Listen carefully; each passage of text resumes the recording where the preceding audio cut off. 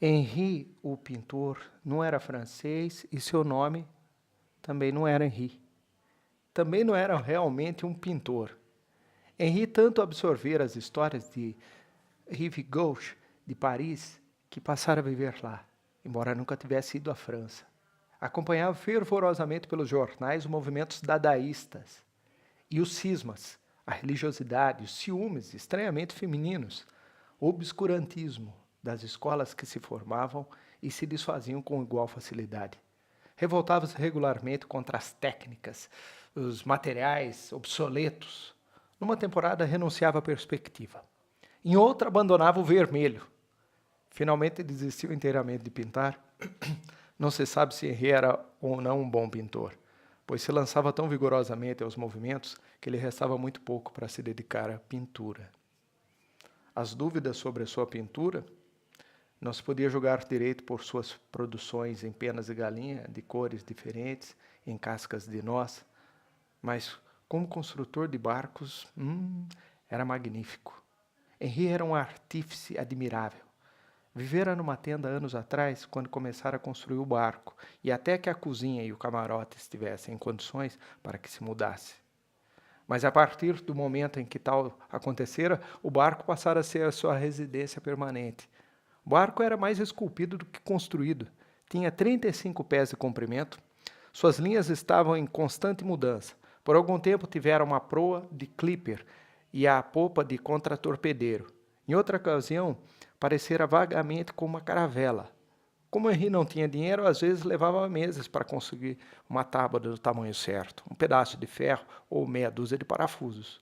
Era assim mesmo que ele queria, pois Henri não tinha a menor intenção de algum dia concluir o barco. O barco estava entre pinheiros, num terreno que Henri alugara a $5 por ano. Era o suficiente para pagar os impostos e deixava o proprietário satisfeito.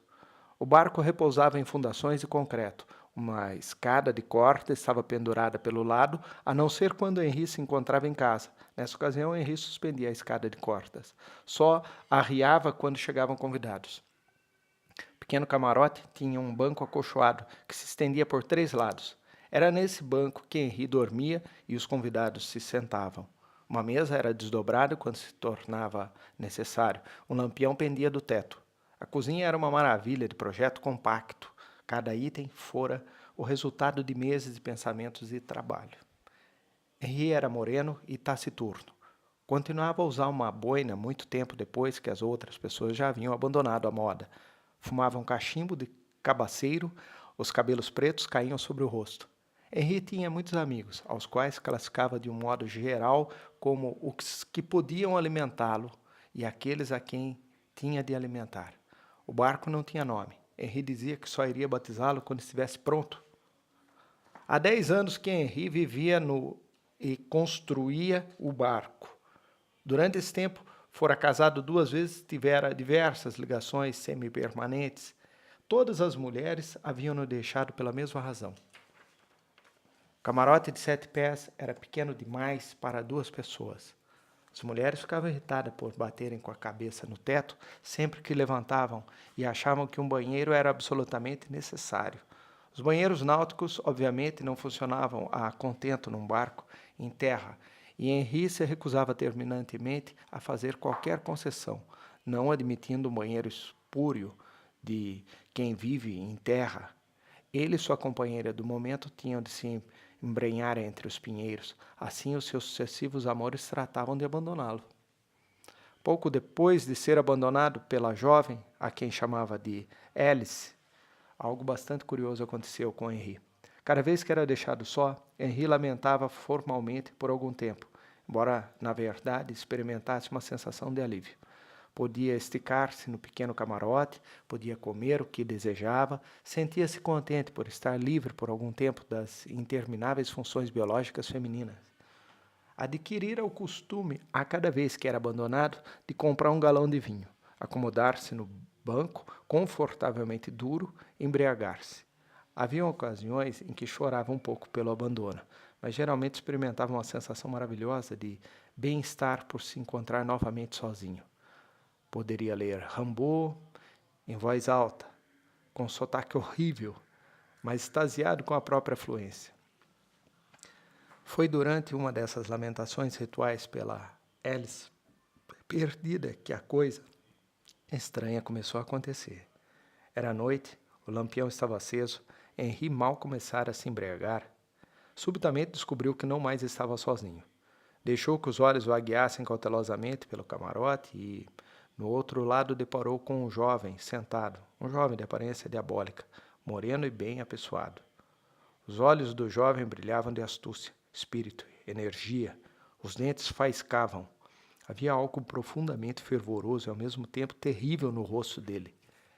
E ao lado do jovem estava sentado um garotinho, de cabelos dourados, quase um bebê. O rapaz olhou para o garoto, que também o fitou, rindo, deliciado, como se algo maravilhoso estivesse para acontecer. O rapaz olhou para Henri e sorriu. Depois tornou a fitar o garoto. Tirou do bolso esquerdo do colete uma afiada navalha antiquada. Abriu-a, indicou o garoto com um aceno de cabeça, passou a mão pelos cachos dourados e o garoto tornou a rir, alegremente. Depois o rapaz cortou a garganta do garoto, que continuou a rir. Mas Henri estava uivando de terror. Levou muito tempo para compreender que nem o rapaz nem o garoto estavam realmente ali. Assim que a tremedeira diminuiu um pouco, Henri saiu correndo do camarote, pulou pela murada do barco, saiu disparado entre os pinheiros. Passou horas e horas andando de um lado para o outro e finalmente foi para Canary Row. Doc estava no porão trabalhando com gatos quando Henri apareceu. Continuou a trabalhar enquanto Henri lhe contava o estranho incidente. Quando ele terminou, Doc fitou atentamente para determinar o quanto havia de medo e o que não passava de um ato teatral. Constatou que havia principalmente medo. Acho que é um fantasma, indagou Henri. Será algum reflexo de algo que aconteceu ou um horror freudiano que irrompeu de dentro de mim? Estarei completamente doido? Posso lhe garantir que eu vi tudo. Aconteceu diante dos meus olhos, tão claramente quanto estou vendo agora. Não sei explicar. Não quer ir até o barco comigo para ver se torna a acontecer? Não.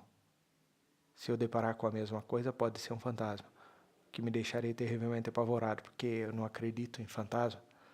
E se você tornar a ver, mas eu não, seria apenas uma alucinação. Nesse caso, só você ficaria apavorado. Mas o que eu vou fazer, Doc? Se eu tornar a ver, saberei o que está para acontecer. E eu tenho certeza de que eu morrerei. Pior é que o rapaz não parece um assassino. É até simpático. E o garoto também. Mas ele cortou a garganta do garoto. Eu vi. Não sou psiquiatra, nem caçador de bruxa. Não é agora que eu vou começar. Uma voz de mulher soou nesse momento no porão. Olá, Doc. Posso entrar? Claro. Era uma moça bonita e aparência muito esperta. Doc apresentou a Henri, explicando em seguida. Henri está com um problema.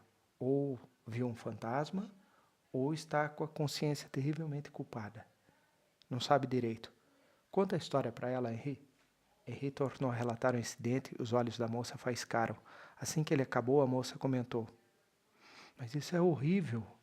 Nunca antes, em toda a minha vida, cheguei perto de um fantasma. Vamos até lá para ver se acontece novamente. Doc ficou observando saírem um tanto amargurado. Afinal, a moça viera visitá-lo. A moça jamais chegou a ver o fantasma. Mas gostou do Henri. Passaram 5 meses antes que o camarote apertado e a falta de um banheiro acabassem por afugentá-la.